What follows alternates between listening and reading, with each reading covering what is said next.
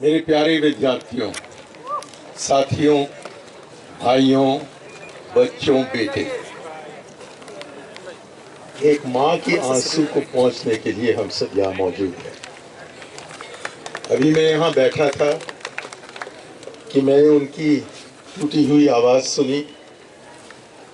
उनके छाती से जो निकल रहा था वो दर्द, वो हम सब तक पहुंचा और हमें लगा कि नजीब भी मेरा ही बेटा है और कि मैं अपने औलाद को खोल डाला हूँ। नजीब के लिए हम यहाँ आए हैं क्योंकि वो भारत का एक नागरिक था और इस विश्वविद्यालय का विद्यार्थी था। तो जो कहते हैं कि आप बाहर वाले जो हैं, जिनका कोई लेना देना नहीं है जवाहरलाल नेहरू यूनिवर्सिटी से, आप लोग यहाँ क्यों दखल दे रहे हैं? हम यहाँ दखल दे रहे हैं क्योंकि यहाँ के विद्यार्थियों को भड़काकर अपने ही साथियों को मारने के लिए कुछ लोग यहाँ तैयार हो रहे हैं और कर रहे हैं। यदि एबीवीपी के विद्यार्थियों को बाहर का सहारा नहीं होता तो मुझे बताइए कि इनसे जांच क्यों नहीं लिया गया है? ये भी अब 21 दिन हो चुके हैं, 21 दिन हो चुके हैं और एक कुलपति इतना एक छोटा सा कदम नहीं उठाता है कि उनके अपने विद्यार्थियों से पूछे कि हुआ क्या और हुआ कैसे और हुआ क्यों। बस ये 3 सवाल हैं पूछने के लिए, और कोई भी जिम्मेदार एक कुलपति हो तो ये सवाल तो वो 15 तारीख को ही पूछ लेता, लेकिन इंतजार में है कि कहीं रायसीना रोड से या क्या पता रेस कोर्स रोड से उनको अनुमति मिले कि वो सरकार सवाल करे अपने ही विद्यार्थियों से। तो इसलिए जबकि इनकी हिफाजत हो रही है बाहर से, तो हम जो हैं, जो चाहते हैं कि हर विद्यार्थी को सुरक्षा मिले, कि हर विद्यार्थी को विद्या पाने के लिए मौका मिले, हम उनके साथ देने के लिए यहाँ मौजूद हैं। और मुझे लगता है कि हम सबका कर्तव्य बनता है कि ऐसे मौके पर, जबकि नजीब गायब है और सरकार कोई कदम नहीं उठा रही है उन्हें ढूंढने के लिए और एक माँ के आंसू को पहुंचने के लिए, तो तब हम सबका फर्ज बनता है कि हम आपके बीच में आए और आपको बताएं कि हम भी आपके साथ हैं, कि आप कतई अकेले नहीं हो। हम हैं और हम आपके साथ रहना चाहते हैं। हम समझते हैं कि हमारी सहानुभूति हर भारतीय नागरिक के लिए है और कि इससे कोई लेना देना नहीं है कि उसका नाम क्या है, कि वो किस प्रांत से है, कि वो कौन से मजहब का है। हम जब तक कि हमारे देश के देशवासियों को इस नज़र से नहीं देखते, एक समान दृष्टि से नहीं देखते, तब तक इस देश को हम एक नहीं रख सकते हैं। बहुत ही अफसोस की बात है कि अभी मैं अंसारी साहब के साथ बैठा था और माँ के आंसू के साथ मुझे एक वालिद के आंसू को भी पहुँचने की ज़रूरत पड़ी है। बहुत ही दुख लगता है कि उनके एक बेटे हैं, गरीब परिवार के हैं, अपना कोई छोटा सा काम कर रहे हैं, चाहते हैं कि हम अपना ही धंधा करवाएं, और क्योंकि व्हाट्सएप पर कुछ ना कुछ चित्र आ गया है इसलिए उसका जान लेना, ये सही हो सकता है क्या? ये भी मैं कहूं कि वो जो 8 लोग हैं जो जिनके बारे में कहा जाता है कि वो सिमी के हैं, हो सकता है कि वो सिमी के हैं, लेकिन इसका मतलब ये है क्या कि पुलिस आए और जो मनमानी करके जिनको उनको गोली लगाकर खत्म करना हो उनको खत्म करें? ये बड़े अच्छे लोग हैं मध्य प्रदेश पुलिस के लोग। उन्होंने पहले एक सुंदर सा एक घड़ी उनके हाथों पर लगाकर उसके बाद जान से, ये न्याय होता है? ब्रांडेड जूते भी सर, जो मारा उसका जूता भी सेम है। देखिएगा, ये सब ऐसा हो रहा है कि अव्वल एक कौम को पकड़कर उस कौम पर जितनी जो भी वो कर सकते हैं उनको नीच दिखाने के लिए, उनको गैर भारतीय कहने के लिए वो प्रयास हो रहा है, बाहर भी हो रहा है और इस विश्वविद्यालय में भी हो चुका है।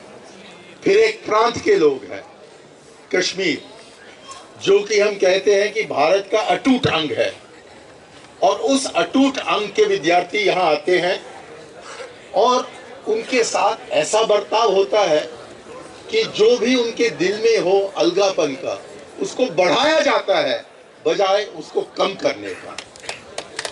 और मुझे बहुत ही गर्व की बात है कि बस 5 गज मुझसे दूर पर कन्हैया कुमार खड़े हुए हैं और इन्होंने हमारे देश के सारे विद्यार्थियों को दिखा दिया है और मेरे जैसे बुजुर्गों को भी दिखा दिया है कि कैसे एक आंदोलन को चलाना चाहिए, किस हिम्मत के साथ चलाना चाहिए और कौन से ऐसे शब्द हैं जिससे कि दिल पर एकदम लगे कि हाँ, ये जैसा एक लीडर है तो भारत का भविष्य जो है वो उज्जवल है।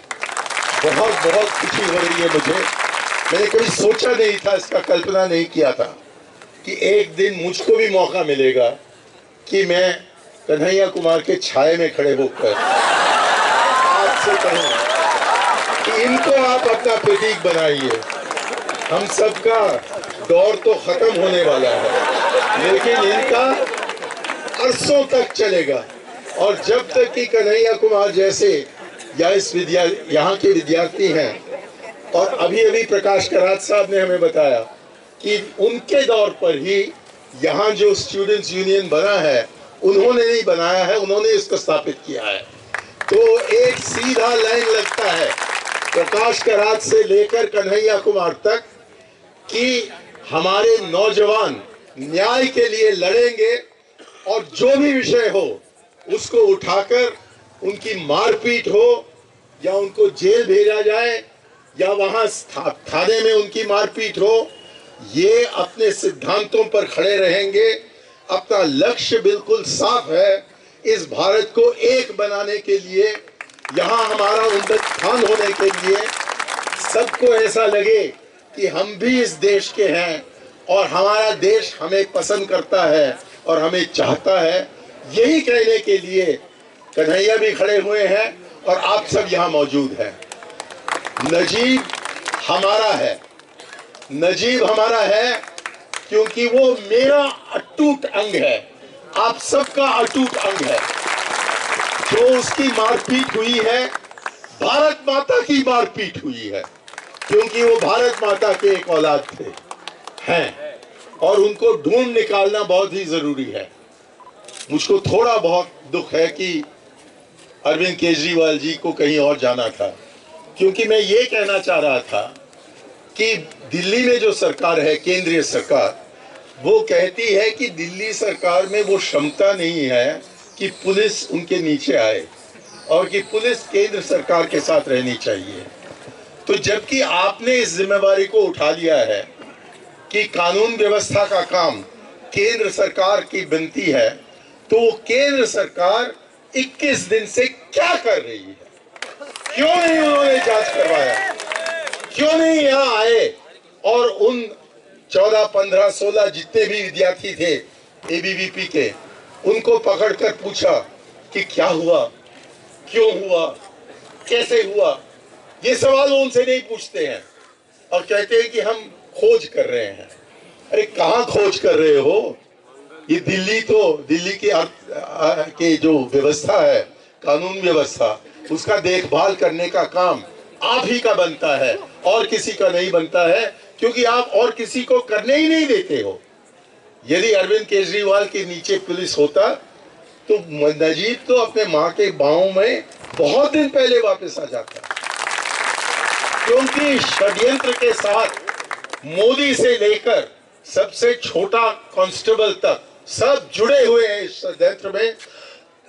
इसलिए किसी को नहीं पता है कि नजीब है कहां और कहां से उनको वापस ले आए। लेकिन नजीब का स्थान यहां है नजीब को हमारे बीच में आज होना चाहिए था।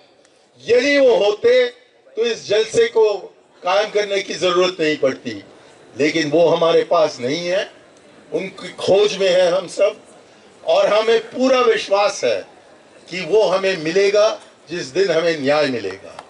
ये न्याय न मिलने के कारण ये जो हिंसा का माहौल फैलाया जा रहा है और जिसके शिकार हमारे अंसारी साहब के बेटे भी बन चुके हैं, ये दुख की बात है कि पिछले 2-2.5 साल में ऐसा नफरत फैलाया जा रहा है देश भर में, कोई न कोई बहाना बनाकर। एक दिन कहते हैं लव जिहाद, अगले दिन कहते हैं घर वापसी, तीसरे दिन कहते हैं गौरक्षक, चौथे दिन कहते हैं कि सब गौरक्षक तो गुंडे हैं, पांचवें दिन कहते हैं तो इसीलिए तो वो हमारे साथ हैं।